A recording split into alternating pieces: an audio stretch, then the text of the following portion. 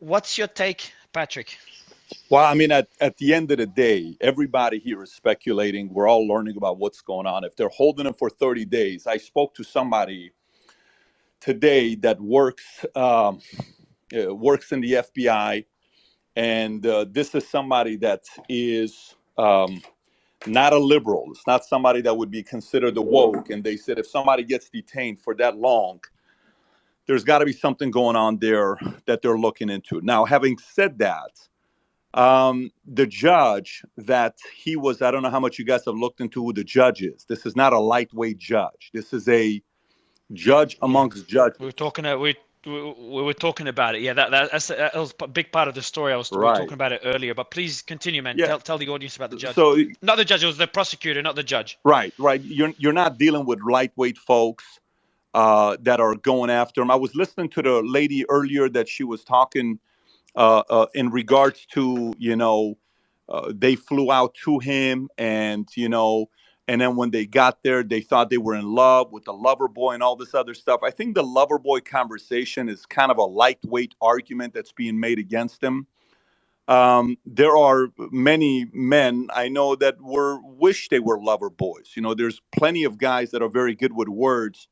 One of them built a company that recently sold for $450 million. I'm sure you know the company's name. It's called Playboy. And his kids, I think, run it. His daughter's the CEO or the CFO of the company.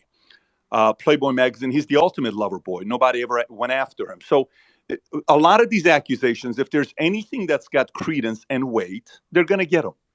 If there's anything that's going to be proven, they're going to get them. But, selection bias is a very real thing. If one doesn't like Andrew Tate, nothing's going to change. The only thing you're going to see is stuff that he's done wrong. If somebody, Wait, Patrick, are you saying that the CEO of Playboy would pretend to be someone's boyfriend to encourage them or entice them to come live with them or stay with them, and then inform them that they were actually going to be a cam girl I'd like to with properly, several other women? could you tell me who this is? This Tara? That's Tara, Yes. yes. Tara, how much stories do you know about Hugh Hefner and Playboy? Have you really read into it or read up on it or no? All I know is I've never seen videos of him hitting women or, leaving bruises on them or them locking Well, thefselves in bathrooms to get away from him. I've fortunately, never seen him do that to women. I fortunately, can't say it didn't happen. I wasn't He there. has been accused. Um, Hugh Hefner has been accused of things like that in yeah. the The past difference is, before. Tara, the difference is what saved him and many other men was when that happened, there was no social media.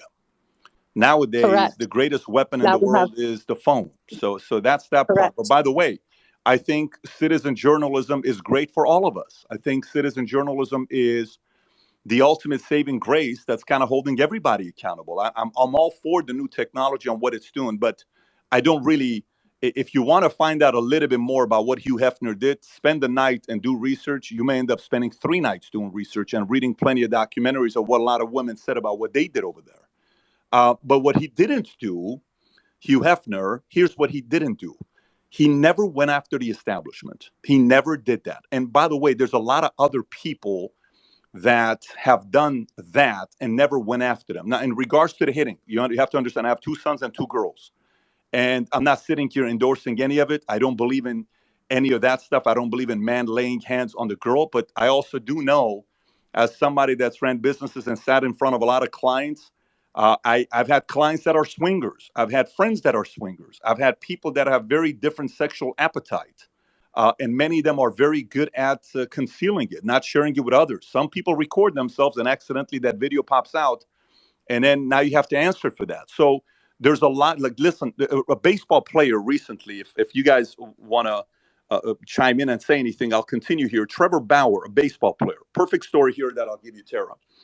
Here's a guy that's making 30 to 40 million a year. One of the best pitchers in baseball in 2019 or 2020. I want to say he won the Cy Young. He's a pitcher for the Dodgers. A girl comes over to his place. She's into hardcore sex. They spend time together first night. And I'm talking about, you can read up on this, Trevor Bauer. It's legit hardcore sex. I'm talking physical and all of that. She leaves. After she leaves, there's proof of text messages the next day saying, I can't wait to see you again. Well, then she goes back to see him again because she wants more of it, because she's into it as well with him. Now, this is their, what they want to do. After she goes back, eventually he's done. He doesn't want to do anything. Well, she goes to court and she gets to tell everybody about what she did with him. And then eventually this guy gets suspended for nearly 2 years, costing him a couple $100 million. And then eventually when they go to Pasadena court, you know what ends up happening? He's not guilty. They don't do nothing to him. It was all a mutual agreement. If it was so bad, why did you go back for a second time around? And eventually she was so embarrassed. She's like, I don't want to do anything about it. But they ruined this guy's life and his career, Trevor Bauer. Again, if courts say you're guilty and everything is there to show some of these activities, rape, any of that stuff, we're not sitting here having this conversation. All I'm saying is, Tara, it's very important for many of us, especially the last couple of years politically. We don't dislike politicians. People hate Trump and love Trump. People hate Fauci and love Fauci. We're no longer in the, well, reasonable, I don't want to vote for it. It is what it is. It's very, very emotional the last 6 years. So it's very important for us as individuals to be able to learn how to reason, be logical, and say, listen, I can't stand this guy. Of course, I'm only going to see what bad this guy does. Or I love this guy. I can only see what good things this guy does. We have to be able to know the difference and be patient to finally realize what the truth is behind all of this.